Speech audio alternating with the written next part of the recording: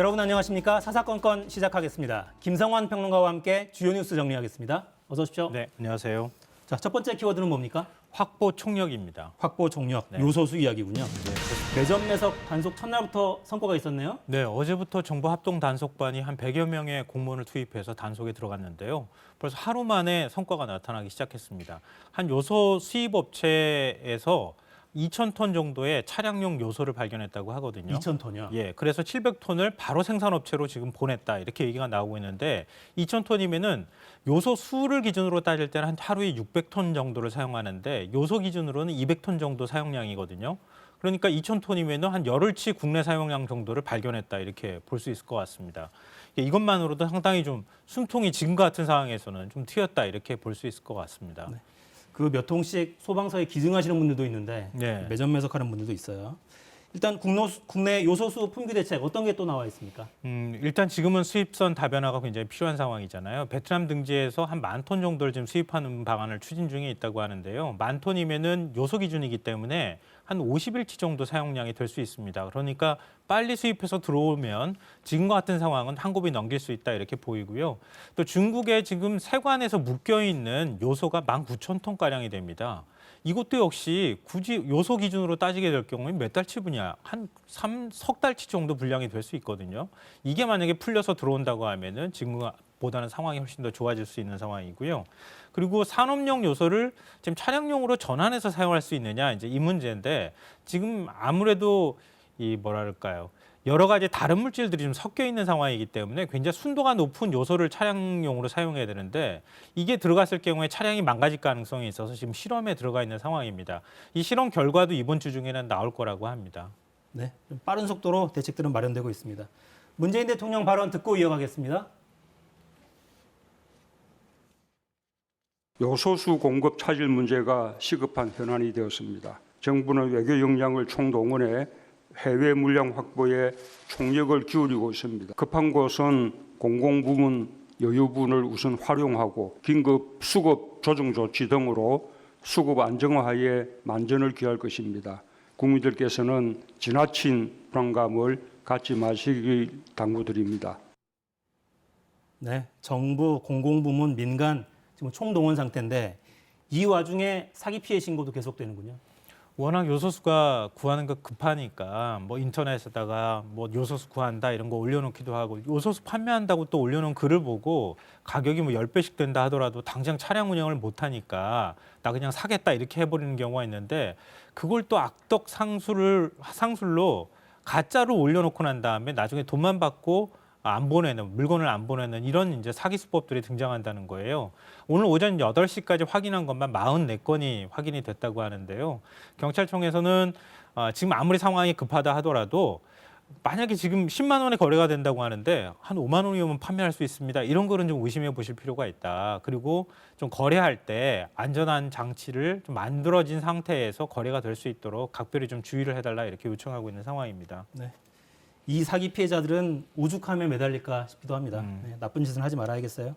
다음 주제는 뭡니까? 기밀 빼고 줬지만입니다. 반도체 정보 이야기로군요. 네, 맞습니다. 미국 상무부가 지난 9월에 글로벌 반도체 기업들, 뭐 관련 유관 대학들 이런 곳들에서 지금 반도체 관련돼 있는 정보를 다 내놔라 이렇게 얘기를 했어요. 그러니까 그 정보가 어떤 내용이냐면은 예를 들면 재고라든가 아니면은 판매를 어디 곳에 하는지 그리고 고객사 정보 이렇게 해서 26개 항목이 다 포함되어 있는데요. 그러니까 일종의 기업의 기밀 정보까지 미국 정부가 다 가져가겠다 이렇게 해서 논란이 좀 됐습니다.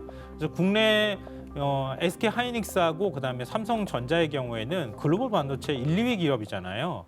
그러니까 그동안에 어떻게 정보를 주면 좋을지 굉장히 고심을 했는데 이 마감 시간이 다 다가왔어요. 그래서 어쩔 수 없이 사실 주기는 했는데 미국 상무부하고 협의를 해서 민감한 고객 정보는 좀 빼고 나머지 산업별로 어느 정도 반도체가 들어가는지 그런 정보만 일단 제출을 했다고 합니다.